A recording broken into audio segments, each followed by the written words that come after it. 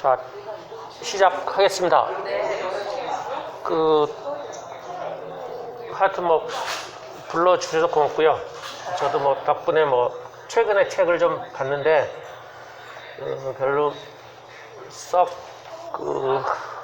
재미있게 본 건 없고, 연결돼서 본 책으로 이 사람 책을 보게 됐어요. 김누리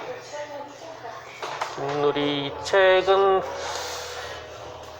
쉽게 쓰면서도 상당히 핵심을 많이 짚은 것 같아서 쉬워요, 상당히. 근데 볼만할 것 같아. 이거 같이 보면 좋을 것 같아.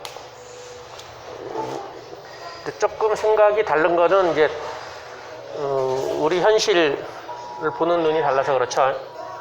일단 언택트 시대 우리 교육의 방향, 이 주제니까 거기로 합시다. 언택트 발음이 마스크 때문에 잠깐 문제있지 않냐? 네, 쫙. 이게 멀리 떨어져 있다고 해서 저는 그냥 마스크 빼고 하는데, 그래야 발음이 정확하니까. 언택트라 그러는데 사실은 좀 애매해요. 왜냐면 여전히 중요한 부분을 접촉하는 형태로 사는 영역들이 있어요. 그렇죠? 대표적인 게 기업이고, 또 하나가 가정이에요. 그렇죠? 가정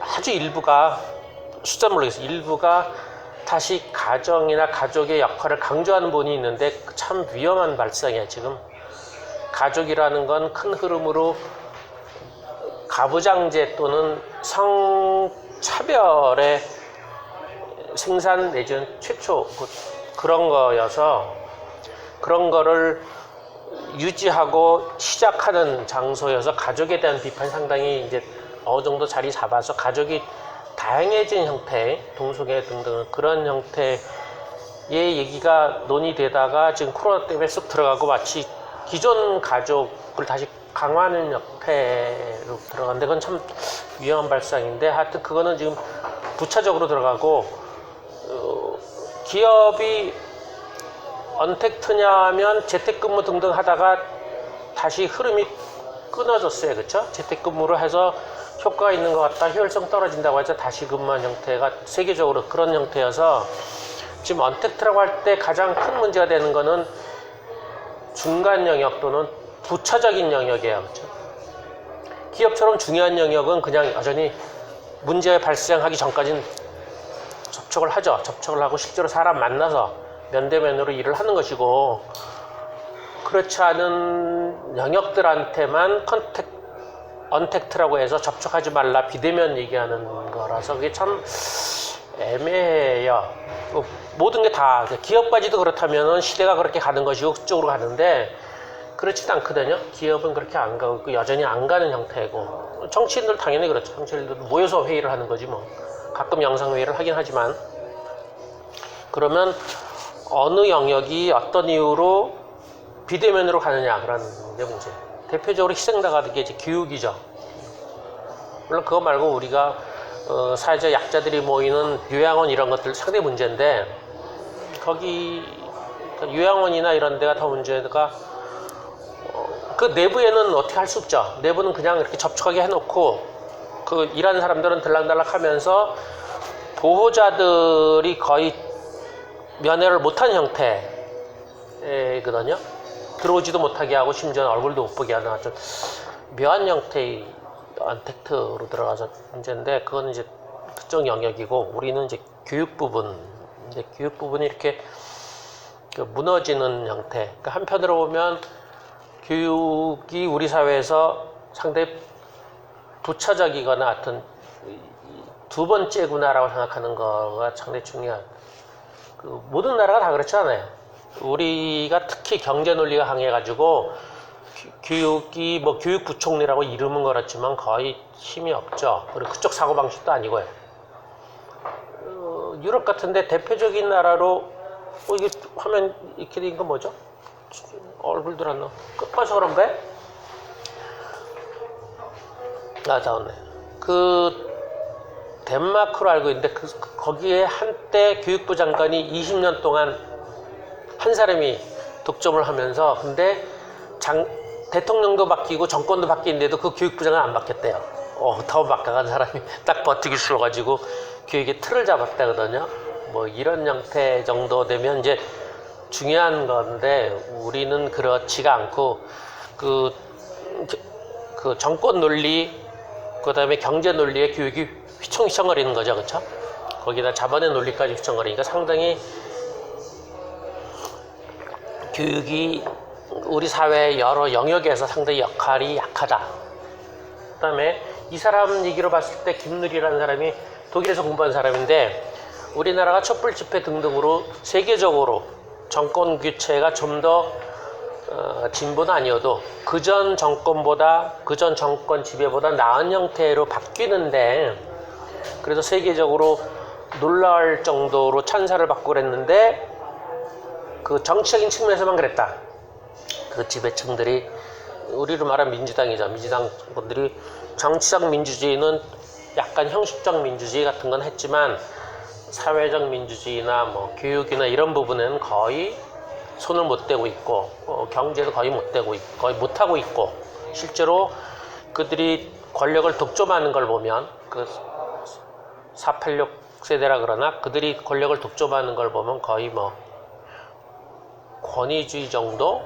별로 그럴 생각이 없는 형태라서 그들이 민주주의자라고 할 수 있을까 할 정도로 상당히 좀 안 좋은 모습을 많이 보여주고 있어요. 근데 워낙 보수 극우 쪽 세력이 강해서 그게 대비돼서 약간 좋아 보일 뿐이지, 세계적인 큰 틀에서 보면 민주주의자나 자유주의라고 말하기엔 너무 힘들 정도 형태야.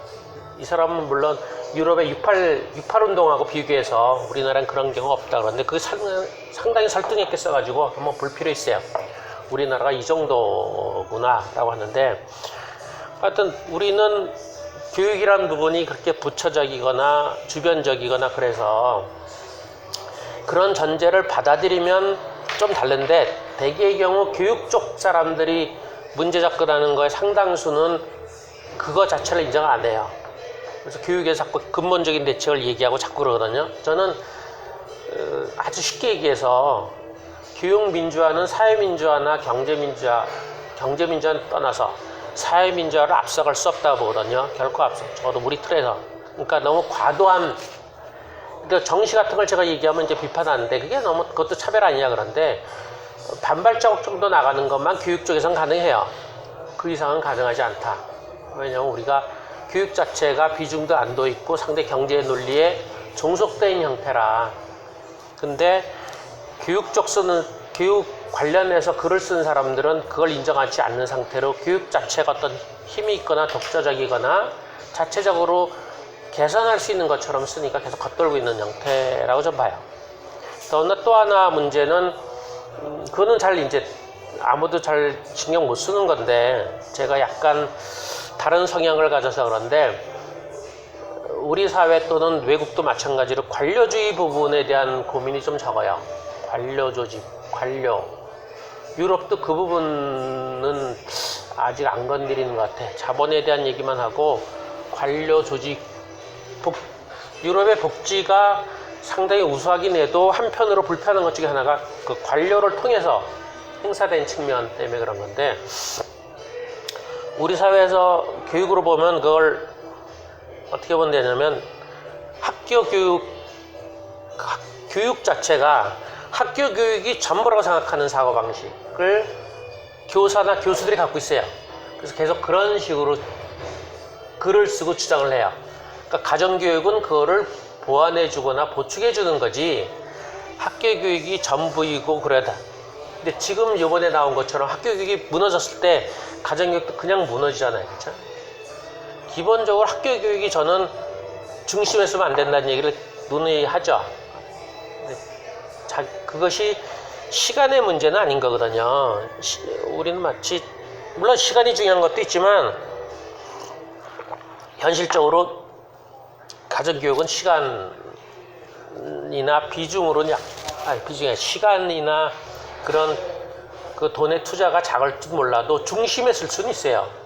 근데 그렇지 않은 형태의 경우, 많은 이유는 우리나라 교육 문제를 건드린 사람들이 거의 다 교수나 교사고, 특히 사교육자들도 거의 그런 형태, 가정교육이 확대되면 중심이 있으면 사교육도 상당히 휘청거리니까 사교육은 그 공교육을 이용해서 돈을 버는 쪽이기 때문에, 왜냐면 공교육의 상당수가 사교육의 이권으로 휘청거리는 거거든요. 사교육업자들이 EBS라든가 KBS 이런 방송의 교육 관련된 쪽을 그 점령 내지는 뭐 거기에 영향을 미치면서 하는 형태라서 그래서 저는 이번 그 언택트라고 하지만 교육 부분에서가 시행당한 형태. 왜냐면 저는 물론 안전이 중요하긴 해도 똑같죠 뭐. 그 기업에서도 마찬가지인데 왜 마치 애들만 안전에 대해서 스스로 못한다는 이유로 학교만 언택트로 학교 또는 교육을 해체하고 기업은 그대로 굴러가는 거는 그건 말이 안 되죠. 기본적으로 정말 문제라면 기업도 그래. 기본적으로 기업에서 아빠들 다 하고 들어오고 다 마찬가지잖아요. 우리가 안 한 이유는 학교로 말하면 그거를 안 붙잡아서 그럴 거예요. 더 소규모로 쪼개지는 거를 거부해서 그럴 거예요. 그래서 해체하는 거예요. 이런 경우라면 더 쪼개지면 되거든요. 학교는 쪼개지는데 학급이 줄어드는 것뿐만 아니라 학교 자체가 작아지면 돼요. 그럼 기존의 학교가 큰 덩어리 건물 2개가 있으면 둘 다 다른 학교로 만들면 돼요. 다른 학교로 만들어서 그걸 하면 되는데, 그렇게 하면은 통제 부분 때문에 우린 교육부나 그쪽 사람들이 그걸 잘 허용을 안 하죠. 그러니까 그냥 해체하는 형태로 언택트 이렇게 얘기하면서 하는 건데, 실은 작은 단위로 하면, 그렇죠. 작은 단위는 거기서 움직이는, 작은 단위는 계속 모이면 되거든요.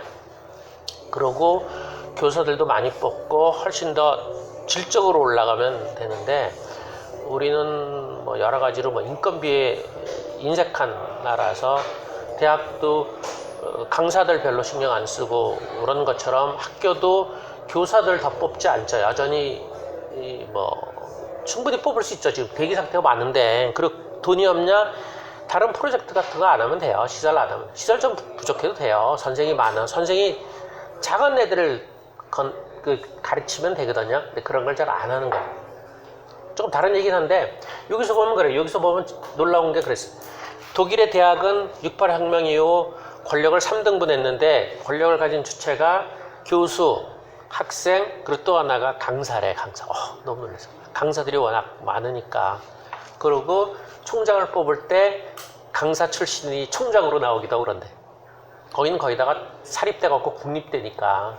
우리나라는 대학이 사립대가 워낙 많아서 비정상인데, 미국도 사립대가 그렇게 많지도 않아요. 유명한 학교가 많아서 그렇지 주립대학 이런 건 다 공립이니까. 근데 유럽은 다 국립대학이죠. 그리고 실제로 그렇게 강사를 권력을 주고 그들이 했고, 그러니까 똑같이 교사들도 그렇게 갈 수 있으면 우리는 훨씬 더 많은 숫자의 교사를 해서 이렇게 쪼개면 돼요. 작은 인원으로 가고 또 열악한 이렇게 뭐 학습 장애가 있다거나 발달 이런 애들한테는 더 작은 인원을 선생님을 베끼면 되거든요. 근데 그런 걸 잘 안 하는 형태는 이제 큰 틀로 통제를 하고 싶은 욕구가 강한 거죠. 우리는 학교 자체가 그렇게 문제가 많은데도 그 논리, 그걸 비판하는 사람까지도 자기가 학교에 있기 때문에 학교를 중심에 놓는 것에서 벗어나지 못하고 있어요. 예전부터 2반 1, 2치가 비판하기를 학교 가는 걸 공부하는 걸로 착각한다 그러는 거예요. 병원에 가는 걸 치료하는 걸로 착각하고, 그치? 교회 가는 걸 믿음으로 착각하는 것처럼 학교 가는 걸 공부한다 그러는데, 학교 가는 건 학교 가는 거지.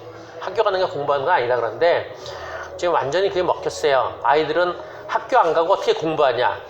라는 생각이 꽉 잡혀 있을 정도로 학교가 이제 배움의 모든 걸 다 통제한 상태. 근데 그거를 이 교사나 교수들은 잘 자각을 못 해요.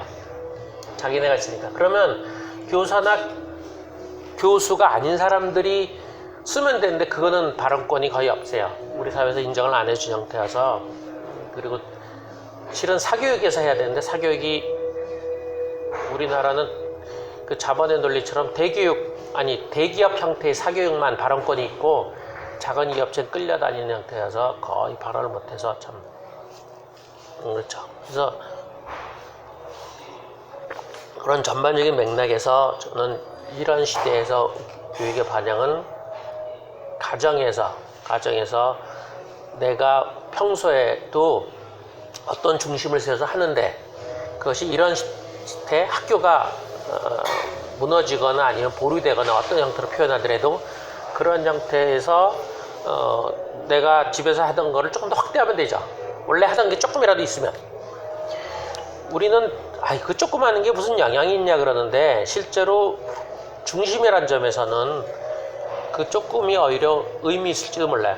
제가 예를 드는 게 아우슈비츠 같은 거 예를 드는데, 프리모 레비라든가 뭐 그런 사람들, 아우슈비츠에서 저항한 사람들이 하루에 시간으로 따지면 얼마나 저항했겠어요. 그 아우슈비츠 같이 일하는 사람들과 몇 명과 그 저항의 논의를 했겠어요. 아주 소수예요. 아주 소수. 다수는 뭐예요? 그 시간에, 많은 시간에 다는 수능이죠. 시킨 대로 해야 되는 거고요. 이 같이 일하는 사람의 다수는 그런 거 모르는 상태로 그냥 일을 하는 거예요. 극히 소수의 사람들하고 소수의 시간, 아주 작은 시간을 갖고서 그런 저항을 하는 것이 축적되고 그게 의미 있는 일이 되는 거죠. 그렇죠? 물론 약간 예외가 있어요. 아우슈비츠의 여자들이라는 책인데, 여자들도 일부 갔죠. 거기는 프랑스 공산당원이라 그래서 그런지 그건 집단으로 활동을 하고 상상을 못하는데 연극도 했대요. 거기서 연극도 하면 저쪽 멀리서 남자 수용소 사람들이 창에서 구경도 했다는데, 아우슈비츠에 그게 가능해? 야, 그렇기도 하나? 하여튼 좀 특이한 경우긴 한데, 여자의 경우는 또 다르니까. 근데 기본적으로 의미나 정체성이나 저항은 특히 현대 와서는 시간이나 돈의 투자의 문제가 아니에요. 그러니까 나의 중심에 부분에. 그러면 평소에서도 내 성장이건 아이들 교육이건 작은 시간, 하루에 1시간, 하루에 30분, 일주일에 1시간이더라도 뭔가 중심인 게 있어야 되는 거죠. 그런 것이 없으니까 지금 내 외부에서 어떤 부분이 무너졌을 때 내가 어찌할 바를 모른다. 그냥 같이 무너지는 거고 그걸 기다릴 수밖에 없는 형태가 되는 거 아니냐. 우리가 교육이라서 그렇죠. 교육 아니고 이것이 이를테면 먹고 사는 문제로 들어가서 그 음식으로 그러면 어떻게 하겠어요? 우리는 지금 기껏해야 이 음식들의 상당수, 먹는 거의 상당수가 이제 그건 대기업, 대조직으로 유통으로 움직이는 거잖아요. 대조직이 유통으로 움직이는 건데, 그게 만약에 무너졌을 때 우리가 할 수 있는 건 사재기 밖에 없어요. 그거 끊어지면 아무것도 없어요. 우리보다 훨씬 더 유럽이나 외국은 작은 단위의 공급 체계가 많고요. 작은 소비조합들이 해서 어느 지역하고 자기네만 연락한 이런 게 많고, 생각보다 텃밭이나 이런 것들이 꽤나 많아요.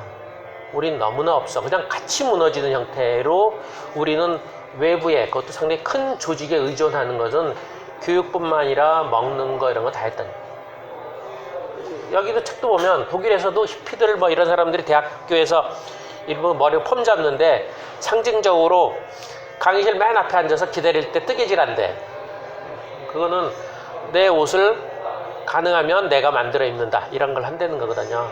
그런 것들이 이제 그래서 소비를 과도하게 하는 거, 소비라는 게 기본적으로 이렇게 보면 소비고 환경 문제이기도 하지만 한편으로 보면 의존해요. 의존, 조직에 의존하는 거나 대자본의 논리에 의존하는 건데, 그런 부분들에 대한 생각이 없는 거죠. 그래서 전 이런 계기로 이제 지금 우리나라 교육은 상당히 무너진 형태예요.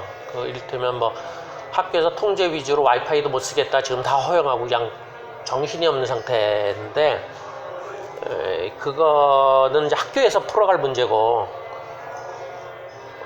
가정에서는 이런 계기에 내가 내 주변이 무너지면서 나도 같이 무너지는구나. 사실 남자들은 직장을 다니니까 좀 덜할지 모르겠어. 남자랑 별로 얘기를 안 해봤고, 남자는 별 차이 없어요. 그렇죠? 여자분들은 상당히 많이 삶이 약간 흐트러지거나 무너지거나, 제가 우리 연구원들 하도 얼굴도 못 보고 안 나오고 그래가지고 전 사회적 이런 게 문제가 있을 거라 보거든요. 이게 지금 소모임이에요. 소모임은 어떤 특징이냐면 거대 조직하고 개인하고 중간 역할이잖아요.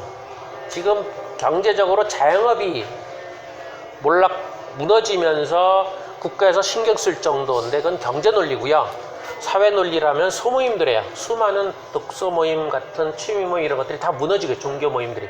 근데 그것들이 옛날에 그 나홀로 볼링 쓴 사람 얘기처럼 그런 소모임들이 민주주의의 기본인데 지금 그것이 무너져가 개인의 정체성 내진 개인의 강한 자아도 필요하지만 소모임들이 수없이 많은 것. 유럽들은 특히 소모임들이 많아요. 한 사람이 스웨덴인가 어디 자료 봤을 때 1인당 3개 이랬는데 우리는 하는 사람은 좀 하는데 안 하는 사람은 거의 안 하죠.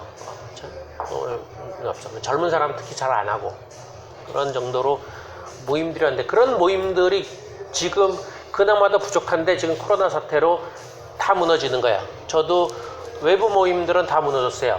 다 안 만난다 그래. 그거 만나도 되는데 안 만나고 그럼 영상으로 보자 그래도 영상 뭐 불편하고 뭐 어쩌고저쩌고 안 만나요. 그래서 우리 연구원들은 내가 설득하고 돌아다니면서 2명씩 3명씩 만나고 다녔어요. 분당도 오고 저기 합정도 가고 이래서 만나서 설득하고 내가 영상으로 수업하는 것 보여주고 하니까 영상 할만하네. 그래서 이제 우리 분과 모임 정도는 영상으로 해요. 영상으로 하는데 다른 데는 밖에 외부 모임은 영상으로 그렇게 내가 설득하기도 그렇고 할 생각들을 안 하죠. 그냥 무너지고 당하는 거거든요. 근데 그 여자분들 제가 다니면서 한 저번 달에 만났나? 아니 한 번도 나온 적이 없대. 수업할 때만 나갔고 수업에는 나간 적이 없대. 그 중에 외향적인 사람은 애들이 초등학생인데도 한 일주일에 여러분들 잘 아시는 그 사람 일주일에 5번 이상은 나온 것 같은데 한 번도 나온 적이 없대. 그래서 야 저럴 수가. 그래서 그날 뭐 내가 술도 좋아하니까 겸사겸사 또 평소에 늦게 끝나니까 난 다 수업을 늦게까지 하니까 그래서 토요일날 보자고 해서 토요일날 봤다가 이제 저녁 먹고 뭐 여자분들이라서 뭐 그래 들어가야지 뭐 9시 10시 그랬더니 오랜만에 나왔는데 들어가면 되니 더 이따 가야 된다 그래가지고 11시 12시까지 갔는데 거의 나온 적이 없어요. 왜 안 나올까? 뭔가 끊어진 거예요. 뭔가 우리 연구원이라서 약간의 강한 뭔가 있고 내가 자꾸 나서니까 나오는 거지 한 번도 나온 적이 없다는 사람들이 꽤나 많더라고요. 아주 급한 일 하면 안 나오는 거야. 또 그래야 된다고 생각을 하는 거거든요. 왜냐면 사회가 국가가 그래도 상대적으로 우리는 그래도 지금 정권을 믿는 편이니까 그 정권이 나오지 말라 그랬으니까 세월호 때처럼인가 그것도 문제인데 물리적 거리두기처럼 집에만 있으라고 얘기한 거 아니에요. 아니 작은 단위로 늘 보는 사람을 늘상 보라고 얘기를 해야 돼요. 늘상 그러면 덜 위험한 거거든요. 다수를 보지 말고 이 사람 저 사람 자꾸 왔다 갔다 보지 말고 그러니까 소위 말하는 약한 연대 같은 형태로 느슨하게 한 사람 보지 말고 원래 늘상 보는 사람만 그만 봐라. 왜냐면 집에만 있으면 특히 여자분은 집에만 있으면 이게 통계적으로 따지면 우울이나 자살 같은 게 올라갈 가능성이 경계선인 사람 훨씬 더 올라갈 거예요. 지금 돌봄 같은 게 대한 휘청거리고 있는데 심리적으로도 지금 위기 상황이어서 버티는 거 요 위기 상황이 풀리면 긴장이 풀리면서 어떤 사태가 날지 몰라요. 그게 통계적으로만 나타나는 거죠. 그래서 그거를 국가가 그것까지 신경 쓸 여력이 없어서 그렇기도 한데 우리 자체가 상당수는 그런 거에 의존한 상태. 이를테면 옛날에 독재 정권은 독재 정권대로 강제로 의존했고 약간의 저항도 겉으로 드러내지 못했다. 보통 사람. 요번에 민주정권 때는 우리가 지지한다는 의미로 그들한테 의존하면서 우리는 그것이 상당히 강한 형태에서 각자 교육이라 보면 학교가 아닌 형태의 교육이 없고 음식이나 소비 같은 거 보면 그렇지 않고 그렇게 대기업이나 유통이나 이런 거 신경 안 쓰는 형태로 내가 자꾸 이렇게 재활용하거나 재활용도 우리는 재활용품을 내주는 걸로만 하지 내가 재활용은 잘 안 하잖아요. 나만 봐도 뭐 우리 애들 그런 사회에서 컸으니까 애들은 뭐 가차없이 그냥 버리죠 뭐. 좀 어떻게 좀 수선해서 써볼까 그랬더니 내가 좀 바빠서 야 아들을 보고 좀 해봐 그랬더니 착 버리고 새로 탁 썼는데 뭐. 근데 그런 것들이 나중에 이제 위기 때 나타나는 건데 그거는 이제 위기 때만 그렇고 교육은 지금 당장의 문제죠. 여러분들 같으면 여러분 자신의 뭔지 몰라도 성장, 그 성장이 이제 개인적인 성장도 있고 가까운 사람들끼리 뭔가 세상에 대해서 얘기하고 자아에 대해서 얘기하는 이런 부분도 그렇고 아이들은 아이들대로 그냥 휘청거리는 형태. 그거 상당히 큰 문제. 우리는 교육 자체도 사실 한낱 학교에서 뭐 입시 뭐 성적 위주라고 문제하면서도 여전히 그런 쪽으로만 가잖아요. 그렇죠? 생각보다 그렇지 않은 사람들이 제법 있어요. 근데 그런 게 거의 소개가 안 되고 알려지지 않아요. 그저 방송이건 뭐건 근본적인 얘기 하는 사람들은 이상적으로만 얘기하고 작은 단위로 그렇게 실천하는 사람들을 마치 음식으로 말하면 맛집 소개하는 것처럼 생각보다 나름대로 음식을 만드는데 조그만 집이 그런 데도 많거든요. 똑같이 교육도 많을 거예요. 좀 더 다른 형태로 작은 단위로 실천하는 사람도 많은데 그런 걸 거의 소개를 안 해서 내 주변에 몇 사람 외에는 나머지 다 그렇게 문제가 있어도 성적 위주로 뭔가 뭐 좋은 대학, 좋은 직장 가려고만 애를 쓰고 있는 걸로만 세상이 보이는 거예요. 세상이 광고나 이런 등등으로 그렇게만 소개를 해주고 그렇게만 비판을 하고 있고 그런 작은 단위의 그런 실천하는 모습들 부분적으로 실패하더라도 그런 것들이 거의 안 드러나는. 우리나라는 발도르프도 잘 안 알려져 있고요. 그렇죠? 더나 발도르프 출신들이 뭘 한지도 안 알려져 있어요. 발도르프 출신들이 괜찮아야지 되잖아요. 그 후가 없어요. 대안학교 나온 사람들이 어떻게 하는지 안 알려져 있고 우리는 제가 비판한 것 중에 하나가 옛날처럼 대안학교를 혁신학교가 잡아먹어가지고 내가 대단히 혁신학교 생기면 대안학교 다 죽었어요. 우리 10년 20년 쌓아온 축적이 유명한 몇 개 외에는 거의 다 죽었어. 사람이 안 모이는데 뭐 흔들린 사람들이 다 혁신학교 가지 대안학교 잘 안 가요. 그렇잖아요. 혁신학교가 웬만큼 받아주니까. 예전엔 그런 애들이 다 대안학교를 간 거거든. 그중에 일부가. 그럼 대안학교 사는데 지금은 상당서 불안하게 대안학교 할 바에 혁신학교 하지. 거기도 웬만큼 해주니까. 그러니까 그저런 형태로 민가에서 그런 다른 형태의 성격을 못했다. 크게 보면 이건 아직 제가 연구를 더 해야 되는데 우리나라 사학 전통이 상당히 강한 나라거든요. 조선시대로 보면 관악이 성균관이잖아요.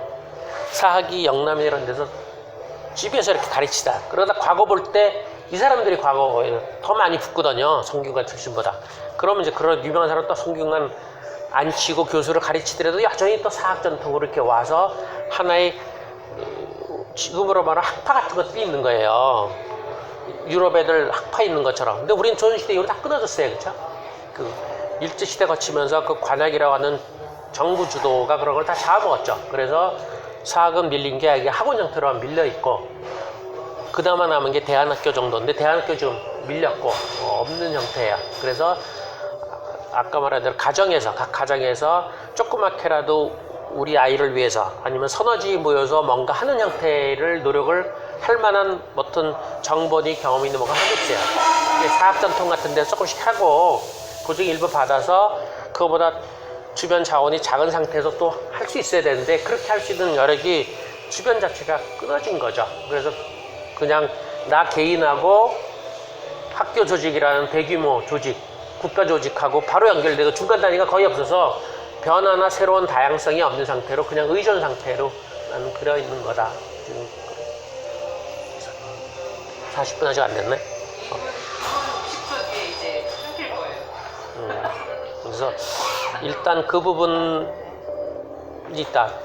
이런 계기로 나중에 학교가 정상으로 돌아가더라도 여전히 문제다. 학교에만 의존하는 거는 지금 학교 자체가 그 정치민주화 이쪽에 비해서 훨씬 더 비민주 아주 폭력적인 게 많잖아요. 학교 폭력부터 시작해서 학생 자살 뭐 문제가 다 그게 선생들은 그걸 학교 폭력이라 그러면 되게 기분 나빠요. 이게 학생들끼리 왕따인데 왜 학교 폭력이나 그런 데는 그런 발상 자체가 이상해요. 기본적으로 교사 학생 간의 권위적인 관계 때문에 애들끼리 권위적인 관계로 그리고 굳이 때리지도 않더라도 거의 그런 형태의 폭력인데 그걸 받아서 애들이 더 하면서 왕따가 나오는 건데 그걸 학교 폭력으로 인정을 안 하고 학생 폭력이라고 그 왕따 연구 교사들은 그러거든요. 물론 교사만의 문제는 아니지 교육계 자체가 교장부터 시작해서 교육부부터 이렇게 거의 종속적이나 통제적인 상태인데 그리고 대표적인 정교조가 그런 거에 대해서 강한 문제 제기를 좀 못했죠. 못해서 그런 건데 그런 학교에 의존하는 교육이 상당히 위험하다. 일단 쉬죠 뭐. 일단 쉬겠습니다.